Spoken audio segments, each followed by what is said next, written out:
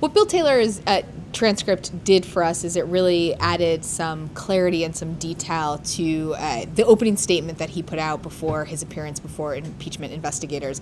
Bill Taylor is somebody who his name has come up quite a bit because he was sitting in Kiev having conversations both with the Ukrainians and with U.S. officials, and really you get the sense of a diplomat who's trying to figure out what's going on here. He's ostensibly one of the lead American officials involved in Ukraine policy, and yet he discusses how there's this whole secondary channel that's happening, and he becomes aware of this process, and he realizes that what he is setting out to do is not the only policy for the U.S. toward Ukraine that's happening. There's another channel that's been authorized by the president, including the president's personal attorney, Rudy Giuliani, and you get the sense of real discomfort from Bill Taylor about the fact that that was happening. We're really heading to a new phase in the impeachment process. Instead of hearing from officials behind closed doors, we're now going to see them in public, sitting on television in front of the American people, answering questions from Democrats and Republicans. And what Democrats are hoping this does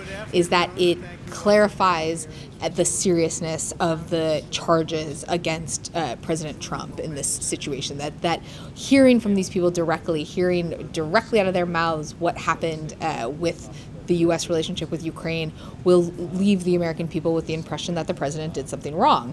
What Republicans are hoping comes from this is that people listen to these diplomats and say, oh, maybe it wasn't a great situation, but there's nothing that seems like an impeachable offense, that this devolves into a series of secondhand accounts of incomplete information that, again, may leave people thinking that this might not have been a great thing for the president to have done, but it does not rise to the level of impeachment. Where we are right now is you have a series of people who have come forward saying that it is their understanding, it is their belief that there was a quid pro quo, that the Ukrainians needed to announce publicly that they were going to have investigations into Joe Biden, into the DNC, and then if that happened, that there would be a release of military aid.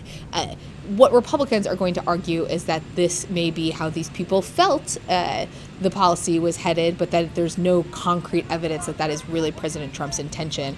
And Republicans also point to the fact that ultimately the military aid to Ukraine was released.